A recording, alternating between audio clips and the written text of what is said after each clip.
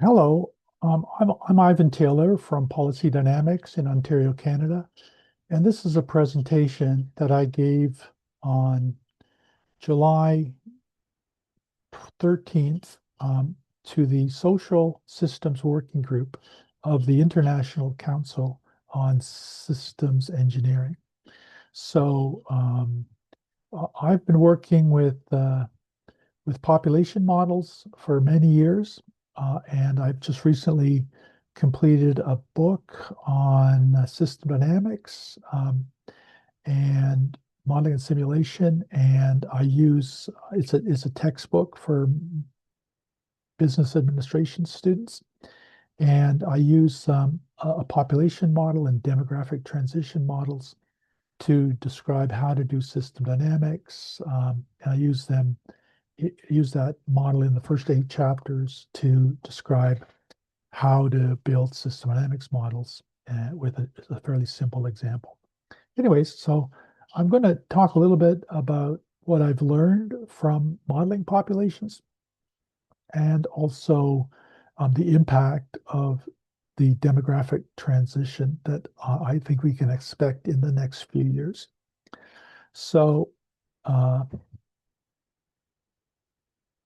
so the core message here is that population policy must move from managing growth to adapting systems for aging and eventual decline. I think that most of us are aware that the populations in many developed countries are aging. And however, I don't know if we've really figured out how to handle policies for eventual population decline. So here's the population of the world in the past 70 years, 75 years, and and we all know that the population has grown from a little over 2 billion people to about 8 billion people recently. And here's the historical crude birth and death rates. And we see here that the birth rate and the death rate is declining. So the death rate is declining because of longer life expectancies, and the birth rate is declining because of people's choices not to have children as in as large families as they used to. And the idea that I want to show here is that the birth rate is falling faster than the death rate. So we can expect the birth rate to become lower than the death rate in the near future. And in fact, the problem is probably even worse because of the aging population. That with an aging population, we can expect the death rate to start to increase as the average age of the population increases. So I built a system dynamics model of this situation. And here we have a system dynamics model with a stock, which is the measure of the state of the system. So we have a stock of population in people. We have births in people per year. We have deaths in people per year. We have an initial population, say, like a little over 2 billion people in 1950. And then we have a birth rate and a death rate. And the interesting thing here is that the birth rate and the death rate are not constants, as we saw. They're both declining. So we have a change in birth rate, and we have a long-term birth rate and a long-term death rate. So the model suggests that these birth rates and death rates will move towards an equilibrium in the long term, and that'll affect the population births and deaths. So when I ran this model, I got something like this. So here is the projected historical birth and death rate. So up to 2023 or 2024, we have the historical data, and then I use the model to project into the future. And the idea that is generally accepted nowadays is that there'll be a demographic transition in 2084. And so that means that the birth rate and the death rate will be equal in 2084, and after 2084, the birth rate will be lower than the death rate, and that means we'll have a demographic transition and the population will start to decline. So if we look at the population, we see that we have this exponential growth and then a diminishing growth rate situation, and we reach a peak in 2084 of about 10 billion people, and then the population starts to decline. So now, why decline matters? It's because population decline changes labor markets, pensions, tax bases, housing demand, regional viability, defense capacity, and political expectations. All these things are very important. And in a developed country like the US, the birth rate is falling so quickly that the natural increase is expected to stop. The natural increase in population, that is, births and deaths, the increase is expected to stop around 2033, which is very soon. And that means that migration will be the only way that the United States will be able to maintain population stability. And we know the situation in the United States is not favorable right now towards migration. So we can just basically expect population instability in the future. In a developing country like Nigeria, the birth rate is still quite high in terms of fertility rate, and the death rate is declining because of a younger population and also longer life expectancies. So Nigeria may continue to grow longer, and my model projects that the peak for Nigeria's population will be around 2117. But it will peak and then start to decline like every other nation in the world.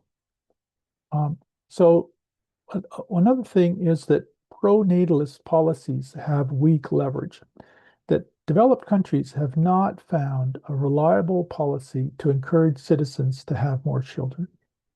So I don't think we can expect to just go back to a growth scenario. We might be able to, with some effective policies, get to a reasonable equilibrium where maybe the birth rate and the death rate maintain some consistency and we get to an equilibrium population. Or what I'm expecting to see is decline where birth rate will continue to decline and the death rate will increase and will now have population decline. Anyway, so we have a governance problem. And so most public systems were built on a growth assumption.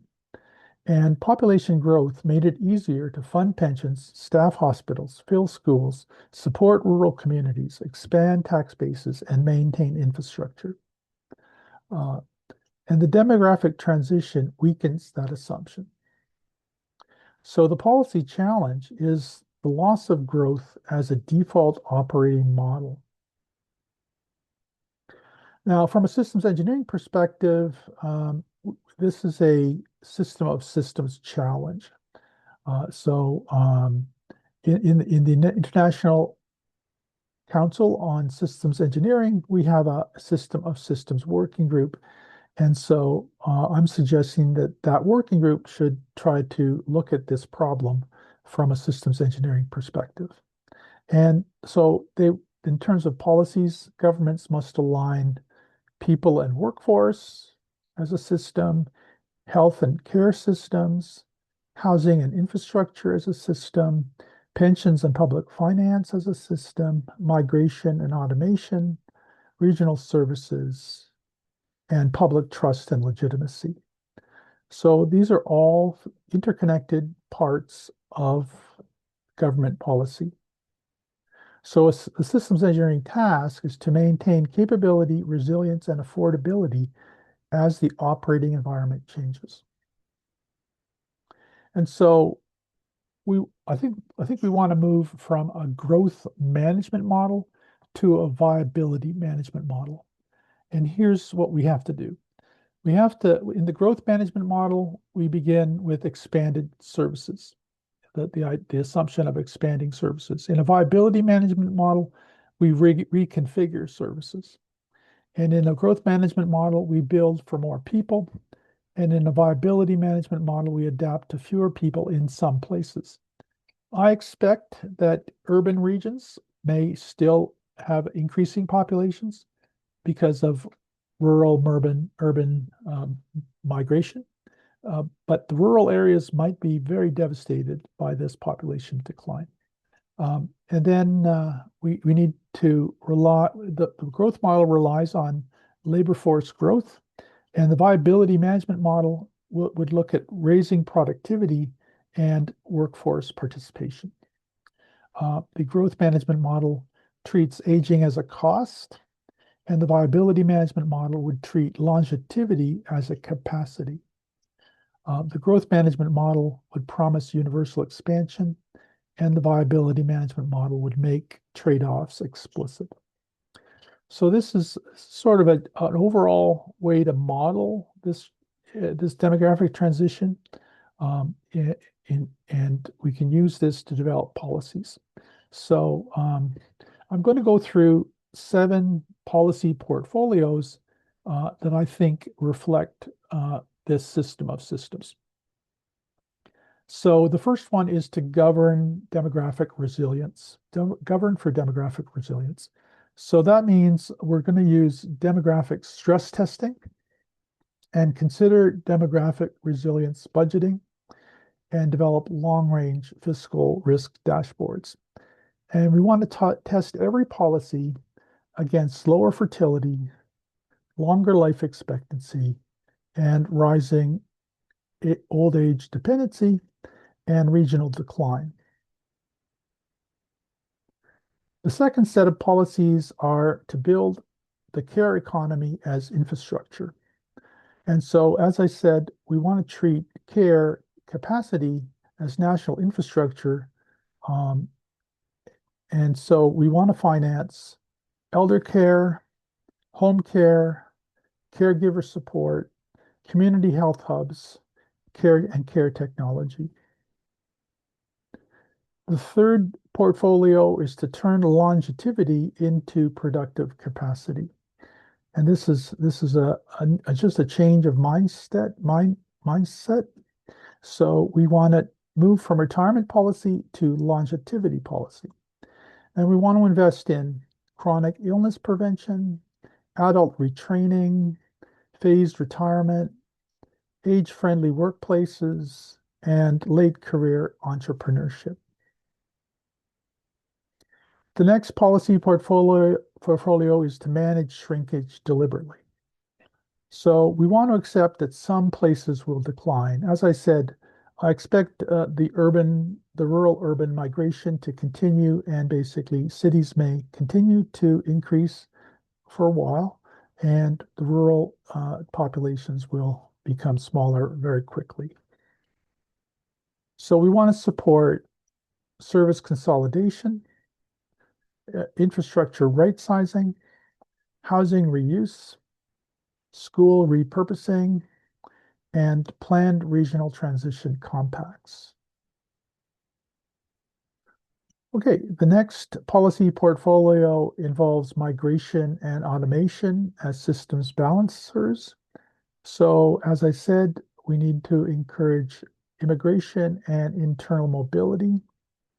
And we want to use automation and AI to stabilize critical systems such as healthcare, elder care, construction, food systems, logistics, and public administration.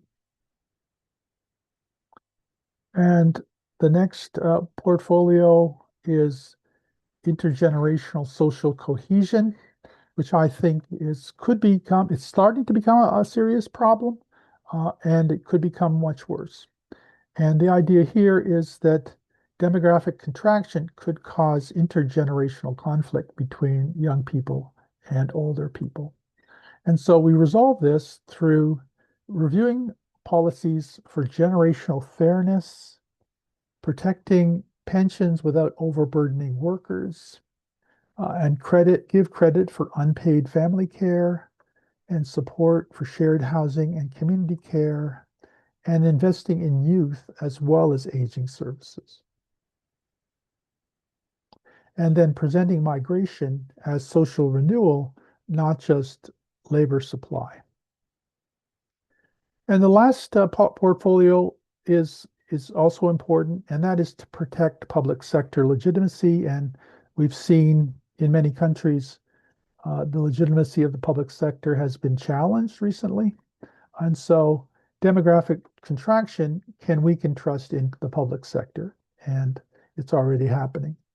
And so the public sector needs to match promises to capacity, explain trade-offs clearly, stress test core services, redesign standards for aging regions, and plan transparency for the long term. And right now, I think the public sector is not doing any of these things, and we need to do much better there. But there's clear ways that we can.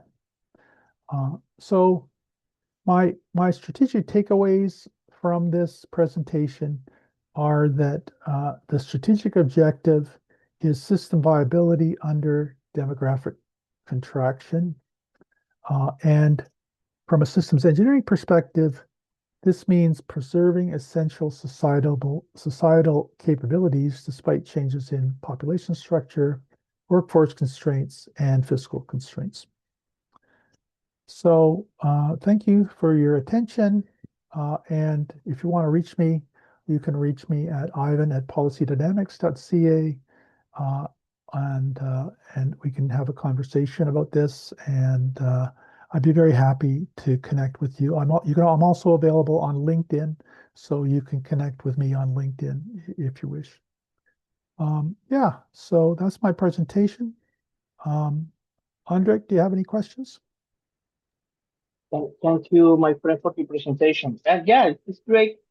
Yeah, I was thinking about the idea of changing the paradigm about managing population and all the implications on taxation, public services, yeah, pensions. Yeah, I think it's a really important insights. And I agree that I guess we don't have now uh, the sufficient awareness about the problem you are stating here. I think it's really, really Yeah, important representation. Yeah.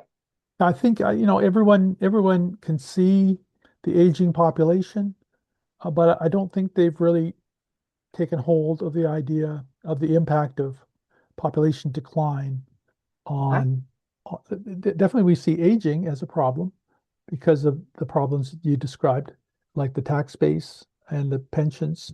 But we haven't really focused yet on population decline and the impact population decline will have on the whole world, and Yes. how we have to adapt to and start thinking seriously about changing our mindset, changing our mental model of policies and government and systems to adapt to declining populations. Yeah, that's right. I was thinking about maybe we can one of the steps trying to thinking about methodology or something like that. We need to model first the resources. We have to manage to support population and the change about population. And the idea of perpetual growing is not possible. It's impossible now. Yeah. And I guess it's important to think about, okay, let's manage resources in order to support population, the dynamic of population. Yeah. Well, I think I'm seeing a lot of literature now, books and papers on degrowth, Yes, degrowth models. So yeah, growth I think people models. with this degrowth idea are maybe talking about a little bit about this. You know, they have some motivations about sustainability and pollution Yes, and resources, but maybe they also recognize that this population decline could lead to degrowth as well. So, yes, but like I say, we've built our whole system on growth for so long that we may have difficulty adapting to this whole concept of degrowth. yes. That's true. And I guess at least at my experience, we don't have enough works on population degrowth and all the opportunities because we have a crisis, but also we have to take advantage of the crisis and create opportunities. For example,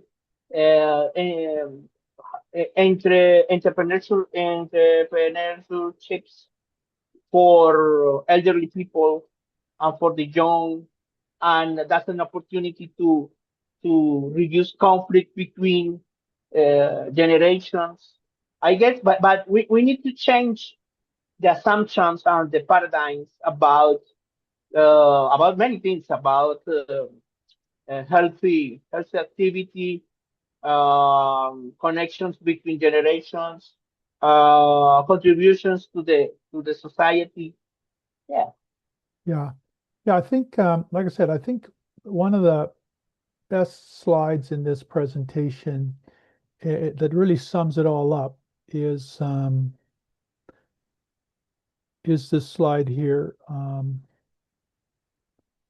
right here. And there's some really important ideas in this slide. Hmm? And that is, I think, you know, raising productivity and, you Yes. know, and AI could maybe help with this. We hope to raise productivity and then we have also workforce participation. So getting youth into the workforce cleanly and keeping elderly people in the workforce. So workforce Yes. participation is important. And I like Hmm. this idea of treating longevity as capacity. So Hmm. instead of, you know, looking at retirement pensions and having costs of healthcare, we Yes. should look at it as a capacity that people are living longer, and we need to utilize that capability, that capacity to make the world a better place. Basically, Yes. keeping people motivated, keeping elderly people or older people involved in the economy and in the community. So, Uh-huh. yeah, I think that's a really good idea is treating longevity as capacity. Yeah. Yeah. Even I guess we can even in the future work explain with a model what could be that one way to think about longevity as capacity. But I think it's a great way to explain all the possibilities. Yeah, I think there are a lot of things to do here, and it's a great presentation, my friend. Okay, Great presentation. thank you, thank you. I'll close it down now. And like I said, you can reach me on LinkedIn or you can get in touch with me at Policy Dynamics. So I'll be posting this presentation on LinkedIn and eventually I'll be posting it on my YouTube channel and my Policy Dynamics website. So yeah, feel free to share the presentation with anyone that you might think is interested, and hopefully we'll have some good conversations in the future. Thank you. Okay, See you thank soon. you. Bye bye.